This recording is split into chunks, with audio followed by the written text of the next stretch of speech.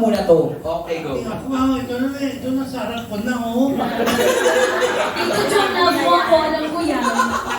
Alam kong mahal na mahal mo ako. Hindi pwede, pass. Tama. Oh. Yun lang.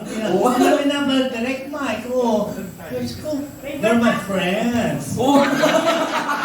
Paano? Tito John, pwede mo na maging friends din. Pwede mo na maging friends din. I'll try. Oh.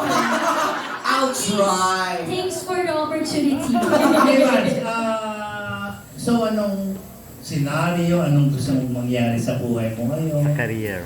Now that you're with the good hands, Metro Bank. Hindi.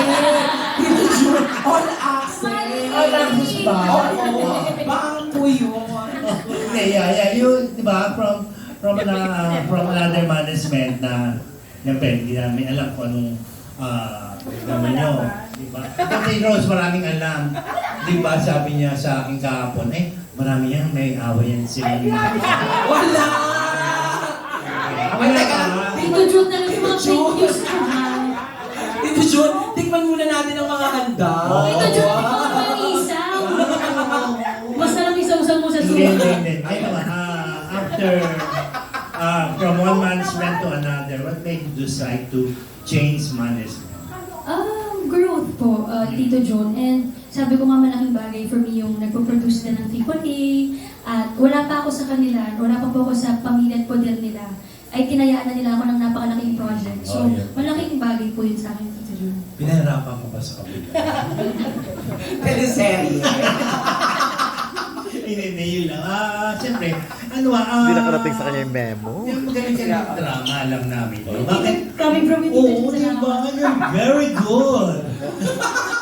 Namiss ko to sa Dito June. Hindi, bakit komportable ka ba sa pagiging talagang todo komedyante na you're more known as a comedian? Actually po, Tito Jun, kaya ako gustong umarte ulit. Namimiss ko na umarte talaga. Kasi parang for me, ever since bagets ako, parang mas enjoy ako sa drama. Pero enjoy ako sa Bulaga. Masaya ang buhay ko doon. So para balance lang. Para drama naman. Marunong ka bang niya? Tatry ko po. Oo naman. You should try. Dito June, may acting award na si Mal. Meron na ba? Yes. Hindi ko alam yun. Best supporting actress. I wasn't informed. Si Selfie, ako Tito Jun. But Dito June, di ba, you weren't born yesterday.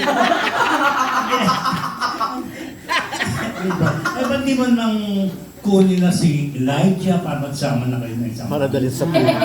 Iba na po sa manager ang kontrata niya, Tito Jun. At saka siya talaga, hindi si Ate Jackie. Hindi na si Miss Jackie, oh. Oo. Hindi man, so, how are you? Are you okay? Well, health-wise? Health-wise. Diba, siyempre, nag-uulat-ulat sa, sa status ng health mo. Ngayon, today, how are you now? Okay naman po. Ang case ko po kasi yung maintenance ko. Maintenance meds for life siya. Tapos every 3 to 4 months, nagpapalit ako ng dosage kasi sinacheck yung DSH ko and all. Kaya po every 3 to 4 months, nagpapalit din po yung weight ko, tataba ako, papayat. So talagang mahirap po siya. Tapos yearly, meron akong body scan. Pero ngayon po, cancer-free naman. So, safe na safe. Oh, diba? Very good. That is good. Okay, you're very good. No? Thank you. Thank you, Tito Thank you, Tito June. Jun. Nakakamiss ang Tito June. Ayan. Next question natin. Ayan, o, di ba? Nalagpasan ang mga katanungan ni Tito Junardo at ngayon. Si Sir Peter naman. Makakalingan. Nyo naman na yan, napag-usapan nyo na yan. Ngayon natin opisyal na sisiyahan at pipirmahan ang iyong contract under All Access to Artists. And later, maririnig at malalaman po natin kung ano-ano nga ba ang mga plans at mga aabangang gagawin ni Miles Ocampo. Alright? Center muna daw po.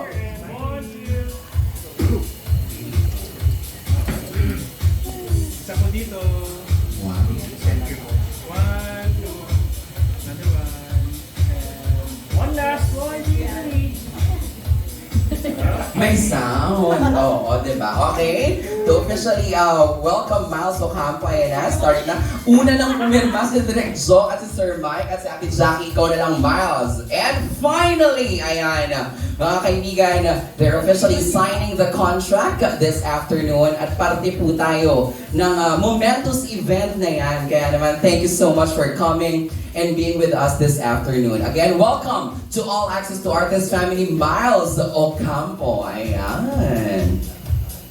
Grabe yung kontrata, nasisilip ko ng very, very light In fairness sa kontrata, legit ang contract. No, hindi siya papel lang. Papel lang ba sa iba? Hindi, may mga nakita kasi akong drop lang eh. Drop lang, ano, oo.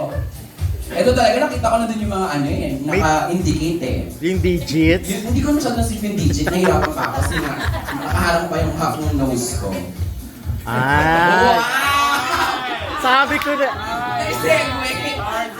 Hard launch! Ayan. Hindi ganun talaga nung sinabi nga ni Direk Mike about family talaga. Sabi ko nga, nagkasantayin ko ako, even without the contract, mararamdaman mo talaga kapag minahal ka ng AAA, ng APT, you are part of their family. Ayan. Okay, pwede tayong tumayo. Tapos yung ating flowers ulit. Para naman hawak natin yung folder muna before the flowers. Compress tayo, Sir Jo, Direk Mike, Miles, and Ate Jackie.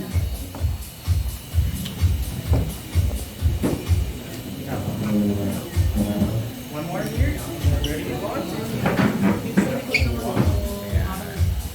So wala nang kawala si Miles. So wala siyang choice. Sure na po ba kayo?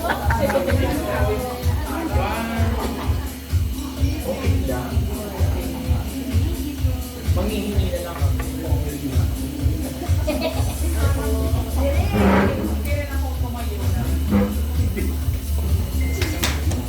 With the flowers naman po tayo. Ayan, with the flowers po tayo. Lagi kami kumakain sa Lola Ote, in fairness, no, ngayon lang pumilit ng ganito. Kasi nga, summer is real. Siyempre, Ate Jackie, ko naman yung isa para ano. Sige, sana. Okay. Compress lang po. Center muna po tayo sa ating photo. Ready and 1, 2, 3. Here naman.